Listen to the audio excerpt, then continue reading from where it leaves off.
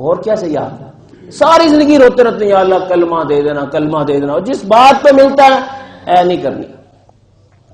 بچوں کو بھی خود بھی اور گھر میں داخل ہوتے ہوئے مسواک کرنے سے رزق میں برکت ہوتی ہے۔ ہر کام سے پہلے مسواک، السواک مطہرۃ للفم ومرضات للرب، منہ کے لیے پاکیزگی بھی ہے اور رب تعالیٰ اس سے بڑا خوش ہوتا ہے۔ کیا ہے کہ بندہ میرے لیے کتنا اہتمام کر رہا ہے کہ میں نے ان ہونٹوں سے، اس زبان سے نماز میں جا کے رب سے باتیں کرنی ہیں، کہیں اسمیل نہ آئے فرشتوں کو، اس لیے دانت کو صاف کر رہا ہوں تاکہ میرے رب کے نام لیتے ہوئے کسی فرشتے کو تکلیف نہ ہو، بدبو نہ آئے، کیونکہ جب آپ قرآن پڑھتے ہیں، نماز پڑھتے ہیں، فرشتے قریب ہوتے ہیں، وہ آپ کو سننا چاہتے ہیں، لیکن جب آپ کے اندر سے بدبو جاتی ہے وہ دور ہو جاتے ہیں۔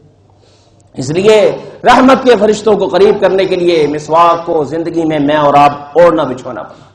جی تو ابی بن کعب رضی اللہ عنہ کی بات چل رہی تھی، ہر وقت قرآن پڑھا کرتے تھے۔ ایک دفعہ نبی علیہ الصلوۃ والسلام، اچھا آپ علیہ السلام اس سے امتحان بھی لیتے تھے۔ ایک دفعہ پوچھا ابی ہر وقت قرآن پڑھتے، یہ بتاؤ قرآن مجید کی سب سے زیادہ عظمت والی آیت کون سی ہے؟ ابی بن کعب فرمانے لگے یا رسول اللہ میں یہ سمجھتا ہوں جو میں نے آپ سے سیکھا ہے وہ اللہ کو جو سب سے زیادہ آیت پسند ہے قرآن میں عظمت کے اعتبار سے وہ آیت الکرسی۔ ہر نماز کے بعد اس کو بھی پڑھ لیا کریں، جنت اور آپ کے درمیان فاصلہ سمٹ جاتا ہے، اس لیے ہر نماز کے بعد آیت الکرسی پڑھ لیجئے، اور برکت ہی برکت ہے، اللہ کی عظمت اس کے اندر کوٹ کوٹ کے بھری ہوئی ہے، اور ہر لفظ میں اللہ کی عظمت، ہر جملے میں اللہ کی عظمت، 17 دفعہ اس میں اللہ تعالیٰ کا نام آتا ہے۔ اس لیے آیت الکرسی کو بھی زندگی میں حرز جان، ورد جان بنائیے، ورد زبان بنائیے، تاکہ اس کی برکات بھی ہمیں نصیب ہوں۔ تو آیت الکرسی فرمایا آپ کو مبارک ہو، آپ پاس ہو گئے۔ نبی علیہ السلام نے فرمایا کہ آپ امتحان میں پاس ہو، آپ کا علم آپ کو مبارک ہو۔ تو گویا اس سے امتحان لینا ثابت ہوتا ہے کہ امتحان لینا ثابت ہے کہ جب طالب علم پڑھ رہے ہو ان سے کبھی کبھی کوئی نہ کوئی بات پوچھ لی جائے۔ ایک موقع پر رسول اکرم صلی اللہ علیہ وسلم نے آواز دی، مسجد میں یہ اکثر نماز کے لیے آتے رہتے تھے اور سائیڈ میں کھڑے ہو کے نماز پڑھ رہے ہوتے تھے، نماز پڑھ رہے، نفل نماز۔ تو نماز پڑھتے پڑھتے نبی علیہ السلام نے ان کو آواز دی، یا ابی یا ابی یا ابی، 3-4 آوازیں دیں۔ یہ نماز پڑھ رہے تھے، انہوں نے نماز مختصر کی اور پھر حاضر خدمت ہوئے۔ تو آپ علیہ السلام نے پوچھا وہی میں تو آپ کو طلب کیا تھا، آپ ایک آواز میں آئے نہیں۔ یا رسول اللہ نماز پڑھ رہا تھا، نفل نماز، تو میں نے اس کو سمیٹا، میں حاضر ہو گیا۔ تو میں ابی بڑی اہم بات کہنی تھی، تمہیں وہ قرآن کی آیت یاد رکھنی چاہیے، یا ایھا الذین آمنوا استجیبوا للہ وللرسول اذا دعاکم لما یحییکم، جب اللہ رسول بلائیں تو پھر سارے کام چھوڑ دو اور اللہ رسول کی بات کو مانو۔ کا اس کا مطلب نماز کا اس وقت نماز بھی چھوڑ، نفل نماز بعد میں، ہیں جی پہلے اللہ کے رسول کی بات سنو۔ علماء نے اس سے مسئلہ نکالا کہ اسی طریقے سے والدین کا بھی بڑا حق ہے، کیونکہ قرآن نے کہا وَقَضَىٰ رَبُّكَ أَلَّا تَعْبُدُوا إِلَّا إِيَّاهُ وَبِالْوَالِدَيْنِ إِحْسَانًا، توحید کے ساتھ اللہ نے والدین کا ذکر کیا کہ والدین طلب کر لیں، تو والدین کو بھی نفل نماز میں اگر انہوں نے کسی وجہ سے آپ کو آواز دے دی ہے تو آپ ان کی آواز کے لیے جواب دیتے ہوئے کھنکھنا دیں۔ اگر وہ سمجھ جائیں کوئی عام ضروری بات نہیں تھی ویسے بلایا تو آپ کھانس لیں، ان کو پتہ چل جائے، لیکن پھر بھی وہ آواز پر آواز دیں، نفل نماز توڑ کر والدین کی بات کو سنیں۔ اور فرض نماز تو بھی توڑنے کا حکم ہے جب کوئی ایمرجنسی آ جائے، مثلا کوئی بچہ گرنے لگا ہے، اس کی جان خطرے میں ہے، کوئی بلہ گھر میں کوئی گھس گیا، بچے کے قریب پہنچ گیا، کوئی سانپ پہنچ گیا، اس کی جان خطرے میں ہے، اب نماز توڑ دو، اب پہلے اس کی جان بچاؤ۔ اس وقت میں آپ خشوع خضوع سے نماز پڑھتے رہیں، شریعت کا منشا یہ نہیں ہے، اس میں اللہ نے احکام رکھے ہیں، بندوں کا بھی حق رکھا ہے۔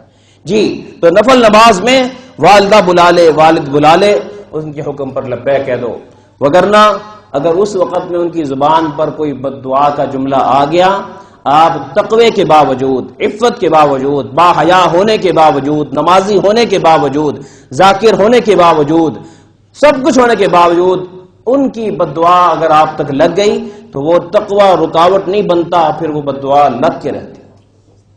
تو اس لیے باقاعدہ نبی علیہ الصلوۃ والسلام نے پچھلی امتوں کے حوالے سے ذکر بھی کیا۔ پچھلی امتوں میں ایک اللہ والے تھے، جریج ان کا نام تھا، بڑے ہی اللہ والے، کمال کا تقوی، کمال کا ذکر، کمال کی تلاوت اپنی کتاب کی وہ کرتے تھے۔ ایک دفعہ اپنے عبادت خانہ علیحدہ بنایا ہوا تھا، اس میں نماز پڑھ رہے، اور والدہ آئی، دروازے پہ دستک دی، اور یہ نماز میں تھے، انہوں نے نماز کو جاری رکھا کہ نماز پڑھ کے والدہ کو جواب دوں گا۔ والدہ تھوڑا سا جلالی مزاج کی تھی، انہوں نے کہا یہ تو بزرگ بنا ہوا ہے، یا اللہ اس کی بزرگی ختم کر، اور اس کو کسی فاحشہ عورت کے ساتھ اس کا متھا لگوا دے۔ بس منہ سے غصے میں بات نکل گئی۔ اللہ کی شان، کچھ ہی دنوں کے بعد وہ ایک فاحشہ عورت نے الزام لگا دیا کہ اس نے بچہ اٹھایا ہوا، کہنے لگا کہ یہ جو بزرگ بنا ہوا نا یہ بچہ اسی کا۔ وہ لوگوں کے مزاج میں تحقیق نہیں ہوتی، ذرا سی امام صاحب کے بارے میں کوئی بات سن لینا، اچھا سانو پتہ ہی نہیں سی، یوں شروع ہو جائے۔ قرآن نبی علیہ الصلوۃ والسلام نے اور قرآن نے بھی کہا یا ایھا الذین آمنوا ان جاءکم فاسق بنبأ فتبینوا ان تصیبوا قوما بجہالة فتصبحوا على ما فعلتم نادمین۔ اے ایمان والو، جب بھی کوئی خبر آئے نا تحقیق کیا کرو، بغیر تحقیق کے اس پر عمل نہ کیا کرو۔ یہ اور کفا بالمرء کذبا ان یحدث بکل ما سمع، فرمایا میرا وہ امتی جھوٹا ہے جو ہر سنی سنائی کو اب آگے کر دیتا ہے، اپڈیٹ کر دیتا ہے اور آگے بھیج دیتا ہے، جناب اپلوڈ کر دیتا ہے، آج کی زبان میں کہتے ہیں جی ہاں آگے میسج کر دیا، تحقیق ہی نہیں کی کہ یہ ثابت بھی ہے کہ نہیں۔ پہلے پوچھو کسی عالم سے کہ یہ ثابت ہے، اس کو آگے سینڈ کر سکتے ہیں، تب کیجیے، اس کے بغیر جتنا مرضی مزیدار لگے میسج، آگے میسج نہ کیجیے۔ جی تو منع کیا گیا، لیکن اب کیا تھا، لوگوں نے جناب ان کی عبادت خانے کو ٹکڑے ٹکڑے کر کے رکھ دیا۔ اب بڑا بزرگ بندہ پھرنا ہے، ہم نہیں مانتے تیری بزرگی کو۔ وہ خالص اللہ والا تھا، وہ رو پڑا، سجدے میں گرا، کہنے لگا یا اللہ ٹھیک ہے جو ہونا تھا ہو گیا، میں تجھ سے راضی ہوں، لیکن اب میرے وہ جو بددعا لگنی تھی لگ گئی، اب بری بھی تو کر دے، میں گناہگار تو نہیں ہوں، اب ان لوگوں نے تو مجھے جینے نہیں دینا۔ چنانچہ اللہ تعالیٰ نے مدد بھی پھر کی۔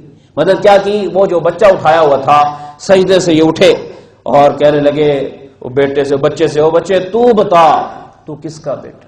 چھوٹا سا بچہ تھا، ماں کی گود میں ابھی چند دن کا تھا۔ تو وہ بچہ وہاں بولا کہ یہ جریج اللہ کا نیک بندہ اور سچا ہے، میرا والد کوئی اور ہے۔ بس اللہ نے ان کو بری کر دیا، اور پھر انہوں نے کہا جی ہم آپ کو سونا چاندی کا موتی لگا کے اعلیٰ مکان بنا کے دیتے ہیں۔ کہنے کا نہیں، میری مٹی کی کٹیا دوبارہ بناؤ، میں تو اللہ اللہ کرنا چاہتا ہوں۔ خیر جو بات میں بتانا چاہتا تھا کہ ماں باپ کی بد دعا سے بچے، کچھ بھی ہو جائے کسی بھی حال میں۔ اور ماں باپ، آپ بھی ماں باپ ہیں، بڑے خوش ہوں گے چلو بچیاں دا بیڑا غرق کرا گیا ہوں بد دعا دا کی، کیونکہ آج کے ماں باپ بھی 30 مار خان ہر وقت گرم رہتے، ہر ماں باپ بچے سے تانگ ہے، وہ کہتا ہے یہ حسن بصری کیوں نہیں، یہ جنید بغدادی کیوں نہیں، یہ بایزید بستامی کیوں نہیں، یہ شہاب الدین کیوں نہیں، یہ علی حجویری کیوں نہیں، یہ فرید الدین شکرگنج کیوں نہیں، یہ کیوں نہیں، بزرگ کیوں نہیں ہے۔ وہ بھائی جیسے تم ہو ویسے وہ، ہم نیک بنیں گے تو بچے بھی نیک بنیں گے۔ آپ کو کبھی غصہ آئے نا تو علماء نے لکھا کہ غصے میں ماں باپ دعا بھی دے دے تو قبول ہو جاتی۔ امام کعبہ شیخ عبد الرحمن سدیس کہتے ہیں میں بچپن میں بڑا ہی شرارتی تھا، اور میں کیا کرتا تھا، مہمان جو آتے تھے ان کو تنگ کیا کرتا تھا۔ ایک دفعہ شرارت سوجی کہ جناب مہمان آئے اور امی جان نے کھانا بنایا اور میں نے کھانے میں ریت ڈال دی۔ امی کو پتا چلا، غصے میں کہنے لگے پتر جا اللہ تینو کعبے دا امام بنا، اللہ تینو، بس وہ کہتے ہیں وہ بد دعا لگ گئی مجھے، وہ بد دعا تھی یا دعا تھی وہ مجھے لگ گئی، آج میں ادھر کھڑا ہوں۔ تو آپ بھی دوستو مشکل وقت میں بھی دعائیں ہی دیا کریں، بد دعا دے کے کیا کرو، بدرام تو آپ نہیں ہونا، ہم نہیں ہونا، اس لیے بد دعائیں نہیں دینی، مشکل وقت میں بھی غصے میں بھی دعا ہی دیجیے۔ جی تو بتا رہا تھا نبی علیہ الصلوۃ والسلام نے طلب کیا، ابی ابن کعب حاضر ہو، یا رسول اللہ کون سی ایسی بات تھی جس کے لیے آپ نے فرمایا، آپ نے طلب کیا، فرمایا کہ میں تمہیں اصل میں بتانا چاہتا تھا کہ یہ جو اللہ نے تمہیں سورہ فاتحہ دی ہے اس کی قدر کرو، اس لیے تمہیں بلایا۔ آج ہم بھی سورہ فاتحہ پڑھ کے قدر نہیں دل میں، فرمایا کہ یہ اللہ نے مجھے ایسی عظیم الشان سورت دی ہے کہ اس سورت کا مقابلہ پوری تورات سے نہیں، انجیل، زبور، آسمانی صحیفوں میں اتنی عظمت والی، رفعت والی، شان والی سورت اللہ نے کسی کو نہیں دی جو محمد کو دی صلی اللہ علیہ وسلم، اس کی اور اس محمد کی برکت سے امت کو مل گئی۔ میں قدر کرو اس کی۔ تو اس لیے دوستو صحابہ تو ایسی قدر جانتے تھے کہ جب بھی مشکل پیش آتی تھی کثرت سے سورہ فاتحہ پڑھتے۔ سورہ آپ کو کوئی مسئلہ ڈبل مائنڈ ہو جائے، سمجھ نہ آ رہا ہو، 40 دفعہ سورہ فاتحہ پڑھیں، کوئی مشکل حل نہ ہو رہی ہو، کوئی مسئلہ ہو۔ ایک صحابی کہتے ہیں بچھو نے کاٹا، زہر بکھر گیا پورے جسم میں ایک شخص کے، اور تو میں نے اس پر سورہ فاتحہ کا دم مسلسل کرتا رہا اور اس کو جو ہے دم کرتا رہا اور تھوڑا سا لعاب بھی پھینکتا رہا۔